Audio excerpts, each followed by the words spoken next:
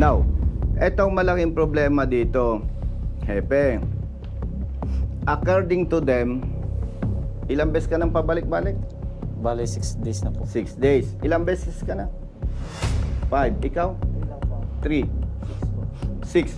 Ito, Hepe, may mga hanap buhay. At malaking damage sa kanila na yung motorsiklo nila, 20 days naka-impound. And ito, without bias, may ebidensya naman kami. I do not know kung staff mo or tao mo or somebody from the LGU nine-negotiate. Magkano daw ay babayad? 2K po. 2K. Bawat isa.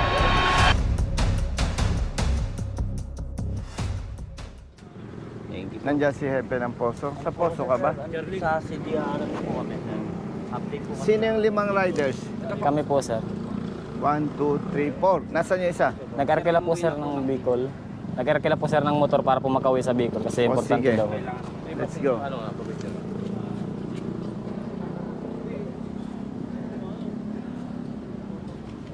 Let's go, let's go. Brothers! Bawal pangit cellphone.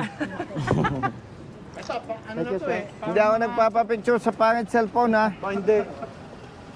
Parang mga ilang beses na ito eh. Thank you. Lagi ako nagpapabideo kay sir pag napunta dito. Thank you. Thank you, brother. Umuwi na kayo, Pasko Sir, pwede na. dalawa, sir, bibigay ko dun sa namin sa amin. Thank you. City disaster ang office. Kayo, 24 oras, ha? Palitan lang po. Kahit holiday, ano? Yes, sir. Okay, thank you. Sige po, sir. Thank you po. Brothers, Jabel, patingin ng ticket nyo.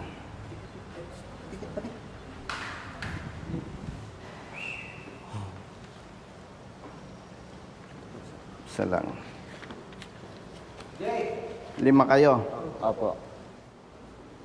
Ano itong nakasulat na 1,500? Yun na po yung babayaran dapat namin. Sir, Ang kwento ninyo, nagiinuman kayo doon sa lugar. Opo. Tama? Opo, aminado po kami dun sa Aminado kayo. ginagawa namin. Nadatnan kayo ng enforcers, hinuli kayo. Opo, pinuntahan po kami, diretso na po, hiningihan kami ng ORCR, then license.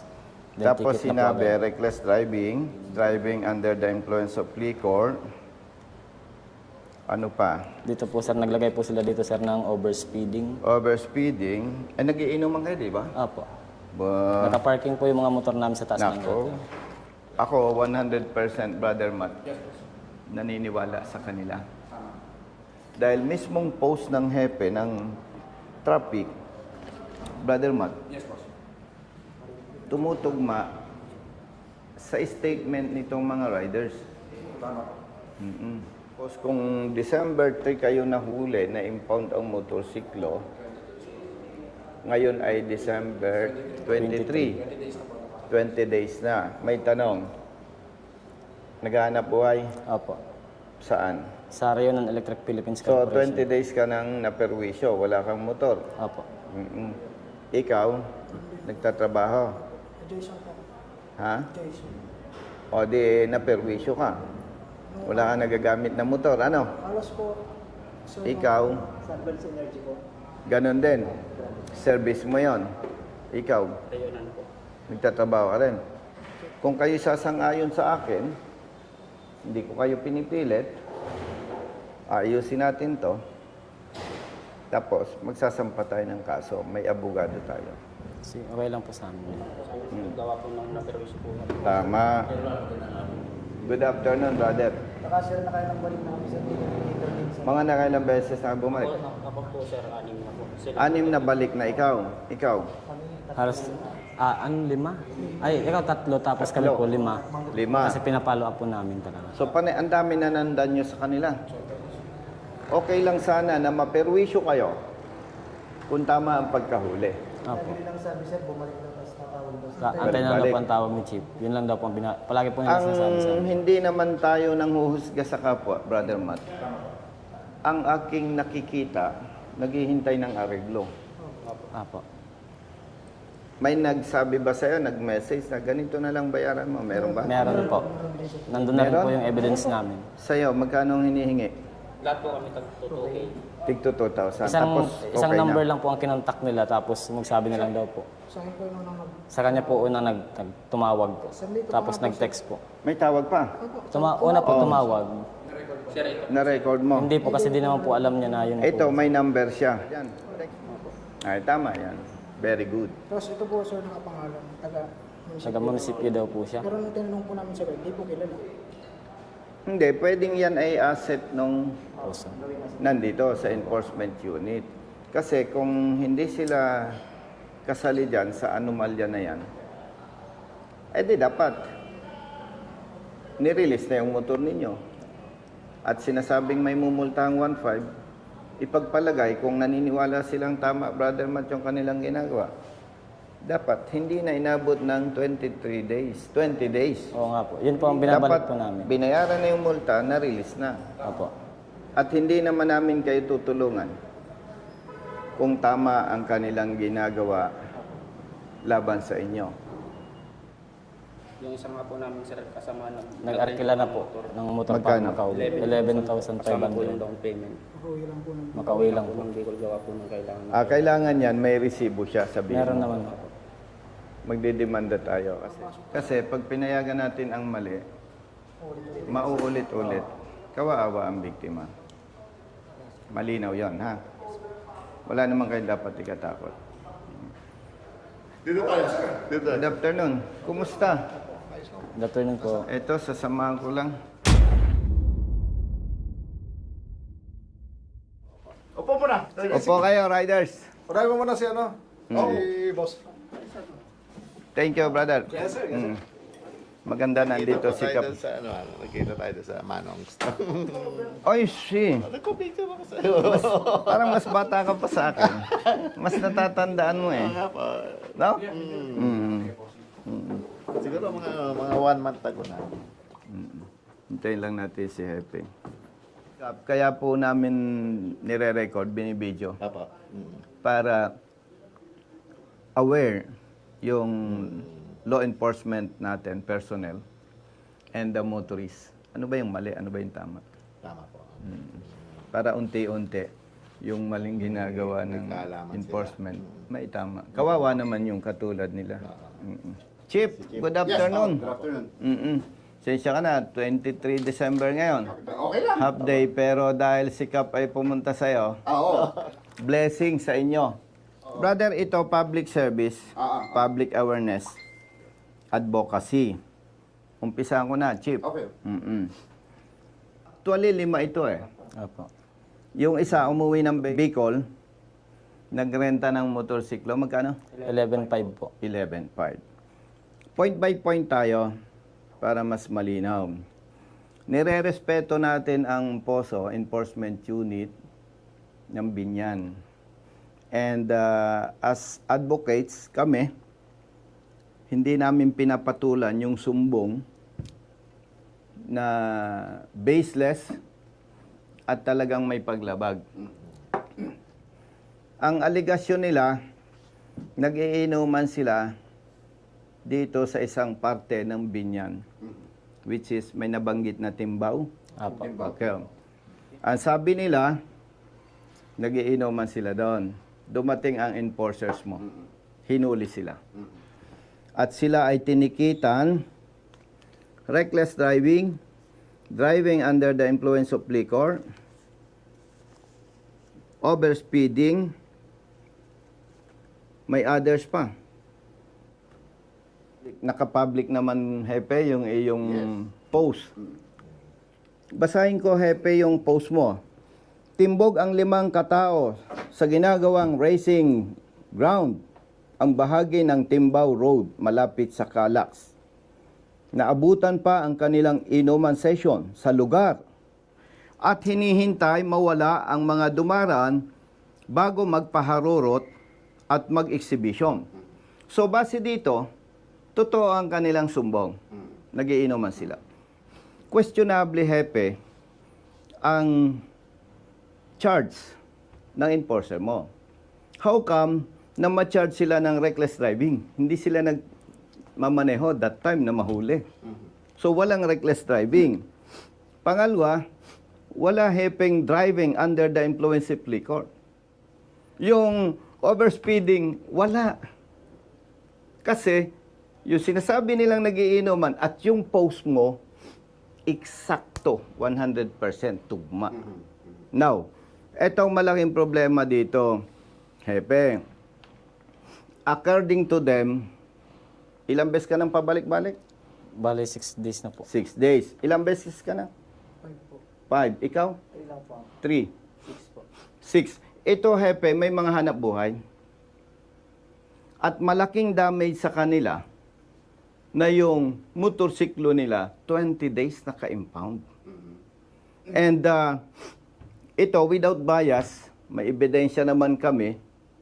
I do not know kung staff mo or tao mo or somebody from the LGU nine-negotiate. Magkano daw ay babayad? 2K po. 2K. Bawat isa. Walang negotiation. Siyempre, bawal yun. Brother, may ebidensya kami. Hindi tayo pwedeng magsalita Correct. ng para lang makapanira. And pag pinagbangga-bangga mo, Hepe, yung insidente, talagang may masamang motibo. Bakit? Ipagpalagay, Hepe, tama ang apprehension ng tao mo. Di dapat unang balik pa lang nila o magbayad ka, 1.5. So, we are here with respect sa iyo. Siguro magkakaintindihan tayo na yung alegasyon nila at yung post mo, totoo, na walang reckless driving, walang driving under the influence, walang overspeeding, walang other violation. Dahil nung nahuli sila, nagiinuman. Sa pagpapatupad ng batas, hindi pwede tayong mag-assume, hindi pwedeng mag-speculate. Halip sa ngalan ng public service at ng tamang pagpapatupad ng batas, dapat i-release itong motorsiklo nila. Colonel, unang-una, ganito yan. Unang-una, yung allegation kasi nila, kasi pare-pareho tayong wala doon sa situation, di ba? Yung tama naman yung sa'yo na dapat kapag meron tayong dapat patunayan sa ngalan ng paglalahad ng tamang ebidensya, dapat yan ay merong mga footage, merong patunay para sa pagbalanse natin. Kasi yung pinagmulan yan, Colonel, para lang sa clarification, talagang may tips there. Naiintindihan ko dahil dati akong pulis. Pwedeng sabihin natin na totoong sila drug racers. Correct. Pero yung narrative nila at narrative mo hindi papasa ito. Are you saying na chismis lang yung post mo? Kasi pag sinabi mo, Hepe, na, ay sir, sorry, we have to conduct investigation. Kasi sabi ng mga bata ko, nakasampa sila sa motorsiklo, tumatakbo ng mahuli. Kailangan magpakalalaki ka, Hepe, bawiin mo ito. Yung pagdating kasi sa narrative ng story, gaya ng sinabi ko sa iyo, nakita nyo naman, plain ang aking post. Ang post ko ay hindi pwedeng pasinungalingan kasi nasa gobyerno tayo eh. Ang ibig ko sabihin dyan, Colonel, ganito kasi yun, may tip, kaya nagkanda. Ang pagkakamali dyan ng tao, kung meron talagang pagkakamali, unang-una, na-quote by in the act. Yun yung karugtong na sasabihin ko. Karugtong, kasi may tip eh. Yung sinasabi nila, tugman-tugma sa Tama. statement mo eh. Tama. Oh. Ang linaw eh. Nahuling nagiinuman eh. How come na matcha-charge sila ng overspeeding? Driving under the influence of liquor? Ay sabi mo, quote and the act. So, magkakaroon tayo ng argumento kung sasabihin mong, Colonel, we have to conduct further investigation kasi napaniwala lang ako ng mga tao ko. Yung post ko na yan, hindi ako sigurado. Pero ang linaw, Hepe. Yes, tama. Ang linaw eh. Kaya nga ako, very brave, humarap sa iyo eh. Correct. Dahil yung statement nila, pinagtibay ng statement mo. Oh. So with that, 100% ako naniniwala lahat ng violations sinards mali. Kaya dapat i-release ang motorsiklo nila with respect to your sir. office. At dapat talaga, sir, naka-release na yan. Lumalabas, tumitibay yung aligasyon na may nagne-negotiate sa kanila. Hindi, yun Why? Kung walang negotiation, the first day pa lang punta nila, release na ang motor. O iho, bayaran mo ito. Hindi Oh. pwede ang negotiation. Sino ang nag-negotiate sa inyo? May number lang po tumawag muna po sa kanya. Tsaka po doon na po May number, umabot yung- pero hindi muna natin ilalabas. Apo. Kasi Yun ang mali. may gagawin pa tayong kasunod. Kawaawa naman sila. And ako, hepe, kilala mo ko. Kung mali, mali. Kung tama, tama. Kasi wala naman akong mukhang ihaharap sa'yo kung parang binabarako kita. Dahil mali naman talaga na babarakuhin kita. Wala sa prinsipyo natin yon. Ang ikinakasakit lang ng kalooban ko, kawawa yung mga ganitong tao. Actually, Colonel, to be honest, hindi ko alam na hindi pa nare-release yan. Ang sabi ko talaga, Colonel, sa tao ko, lahat ng nakakompromise, alisin nyo na magpapasko. May burden sa damdamin ng mga yan. Hahabulin namin yung danyos doon sa mga riders, especially yung umuwi ng Bicol. Nagrenta ng motor, 11,000. And our intention here is to correct yung maling ginagawa ng tao natin. Katulad yan, kawawa itong mga to. Kaya bumili ng motorsiklo, inconvenience sa kanila yung mag-commute. Itong ticket talaga, last ako ang touch nito. Last touch ko to eh. Para pirmahan yan. Kasi ang ginagawa ko dito, Colonel, lalo na kapag katulad niyan, ini-inform natin saan galing ang buhay, anong background niyan, dinidiscountan ko pa yan. Kahit na siyempre, hindi Actually, salamat sa nabanggit mo. Pero pag ako ito at tanungin, kaya naghihirap tayong mga Pilipino malambot.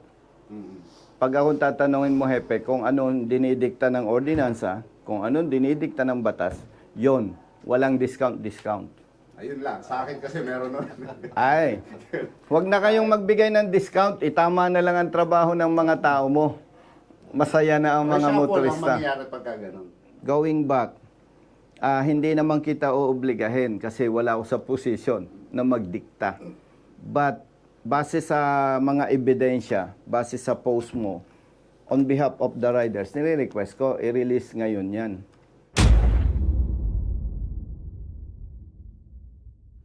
Ito na yun. Wala. Wala na, inano ko na talaga lahat yung... Wala Okay na. Tinawagan ko na rin po yung nasa impounding. Sige, sige. Nakatimbre na daw. Thank you. Sige. So, ayan, ang Colonel. Paul Namoro. Namomoro ka yata. Alan Raimundo. Aljun po. Aljun. Okay. Raimundo. Judel. Palaminate nyo na. Peter Dimesa. Saan, sir? Itong kay Edgar. Yun yung sa wala. Sinong kukuha? Siya na lang. Sige. Pasalamat kay Hepe. Maraming salamat po, Chief. Supposedly, wala ka na dito sa office. Pero nandito ka. Pero Brother Matt, naniwala ka na sa akin. Meron akong special gift from God na alam ko yung positive na lakad at magne-negative. Imagine, half day na sila pero di ba? Updates. Babiyahe pa sila ng Bicol. Inihintay yung motorsiklo Pero nila. taga saan kayo? Mga Taga Bicol saan po kami kayo? lahat. Nung nandun kayo, hindi kayo mga taga Timbao. Hindi po. Taga Loma po kami. Nagbo-board lang po kasi kami dyan para pumalapit sa company. Opening salvo namin sa January 2026. Magsasampa kami ng kaso. Mabait ako, Hepe, pero pagdating sa batas, gusto ko mabagsik tayo. Para masupil, magbago. So, maganda, makaalis agad tayo. Para Apo. Baka makabiyahe po mamaya madaling araw. Hepe, samahan ko na sila sa impounding. Picture ko lang po kayo nasama-sama po. Okay, sige, with Hepe. Mine po, 1, 2, 3. Next one. Okay po, next po. Okay, 1, 2, 3. So po. Last one po sa akin. May request ako kay Hepe at kay Kapitan. Ganito. Okay po. Hindi ito Okay. politika, Opo. Hepe. Ang symbolism nito, basta tama, kampi-kampi tayo. Thank you. Sige. Sensya. Salamat, ha. Tabi-tabi na lang, ha.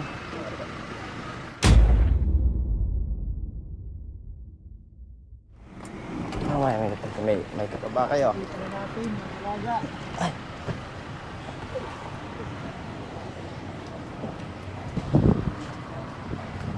Asan yung in charge dito? Saan nag-i-stay? Brother, ikaw in charge? May order na yung release ng motor nila, ha? O, dyan na lang. Sige. Tabi-tabi. Brother, balita. Ito po yung tumawag po sa inyo. Anong problema mo? Ang sa akin naman po, nakarehistro po yung motor ko, may lisensya din po ako, kompleto po. Tapos, ang ginawa po, ang violation ko po yung sa power pipe po. Ang ginawa, di ba po, Sinukat ba yan? hindi po ginamitan ng decibel ko. Taga saan ka? Sa ano po ako na-aware, Santa Rosa po, pero sa Kailan ka nahuli? linggo po. Nung kinakausap ko po yung naniket, ba't po nila i-impound, dapat po ticket lang. Ah. Tapos kung sakaling mali po yung pipe, dahil yung pipe lang po. O, tama. Hindi po nila po ako kinausap, tumalikod lang po, tapos impound daw po talaga. Bilisan nyo at mainit. Brother, kumusta? 1, 2, 3, smile po. Okay po. Okay. Cellphone nyo kuya. Next po, next. Isang cellphone na lang po, pasa-pasa na lang tayo. 1, 2, 3. Okay po, next po. 1, 2, 3. Okay po, next po. 1, 2, 3. Brother, yung dalawang babalik mamaya, ha? Okay, thank you. Isa pa, baka mawala. Isa kasi akong cellphone kaya bumalik. Isa pa. Boss ko to.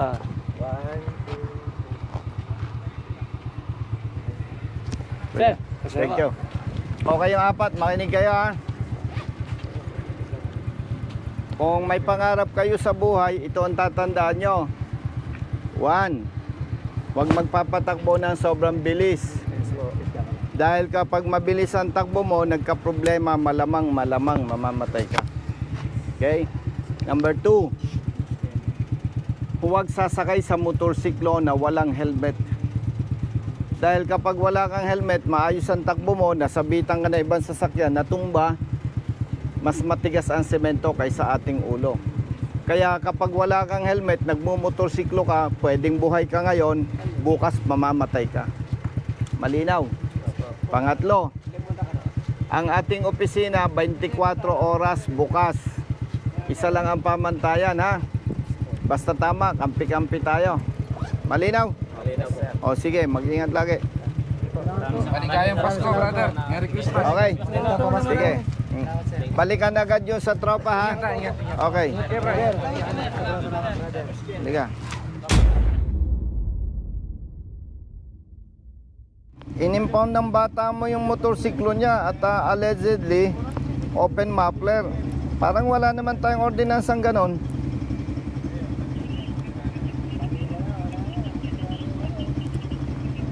At saka hindi sinukat ang muffler nito eh, basta in-impound lang.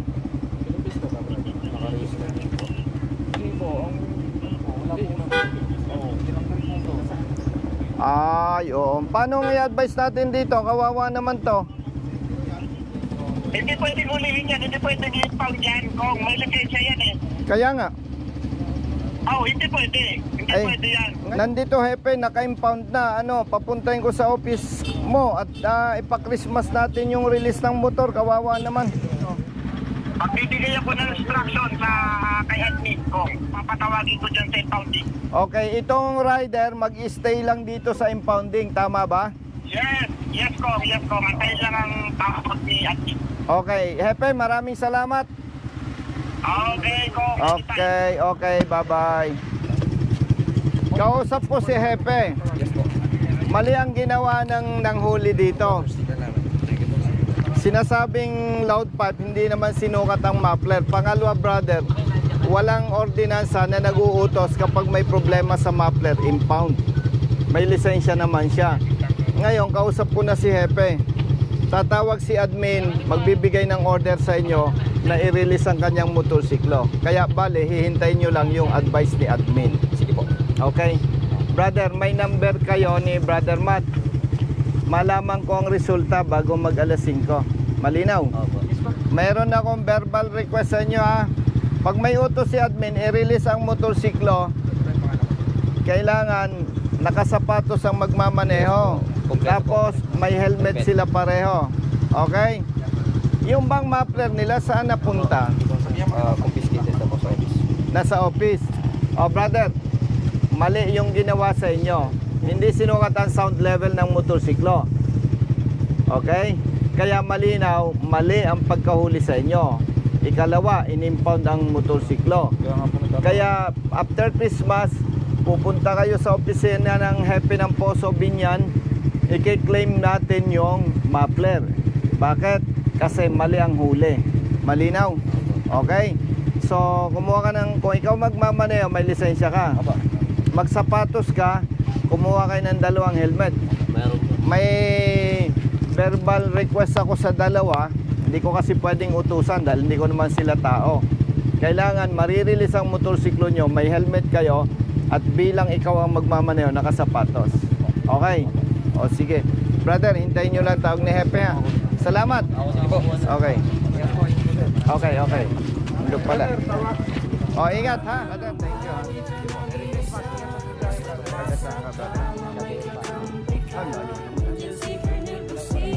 Kaya pala yung tulay.